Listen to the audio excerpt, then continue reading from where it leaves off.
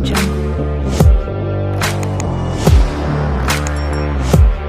yan, di ba? Halimbawa, andiyan kayo, di ba? Oh, ayan na, nag-ano siya, ayan, di ba? Ayan, ano siya. So, punta kayo kay options. Setting.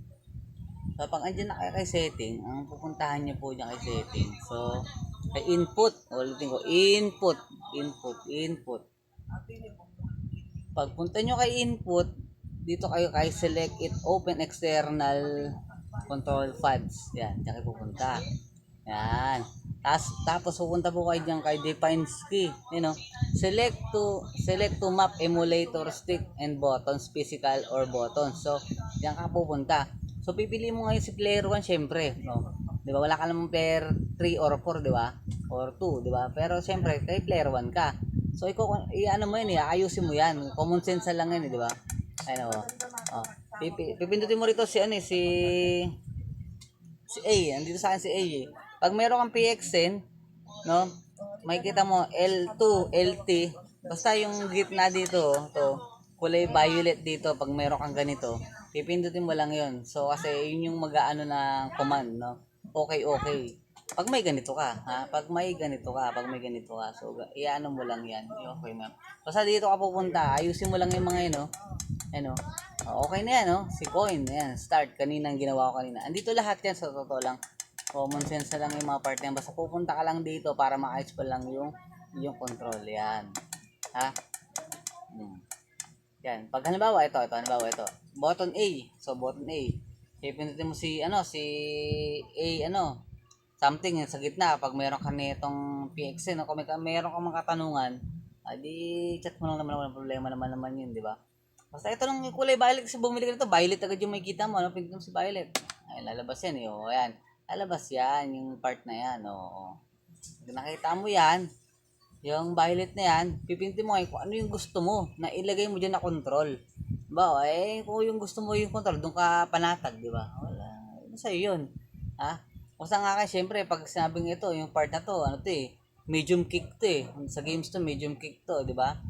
Oh, syempre, letter D ako dito, medium kick to, di ba? Oh, ganun lang naman kadali yan eh, oh, di ba? Di medium kick, oh, pinto mo yan, ganun lang, di ba?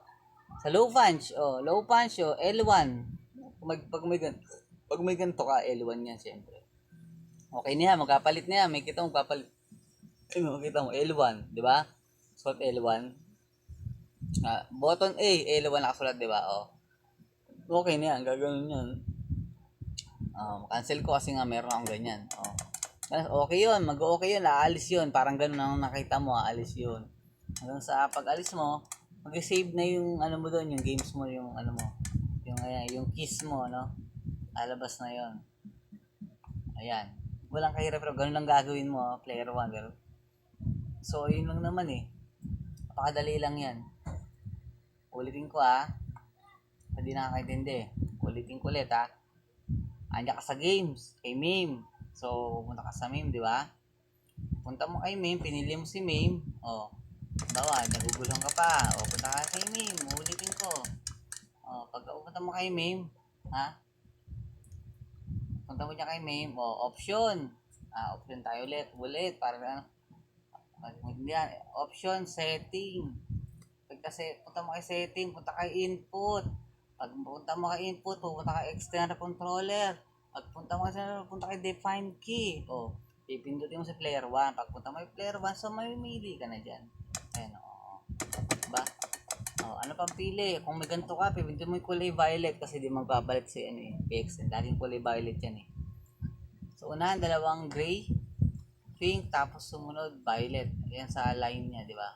Ayan. Ibahin mo na yan. Okay? Wala lang naman kadali yan. So, pag pindutin mo kay violet, yun. Ibahin mo na yun kung anong gusto mo. So, okay na ulit. Ganun lang, makadali yun, Okay. Sa mga gustong bumili niya, mag-avail niyan, ando lang po yan sa description and comments lang naman po yan. Didiretso na kayo dun kay PXN. Sa mga batang 90s. Hindi naman lang, iba naman kahit di naman batang bayot.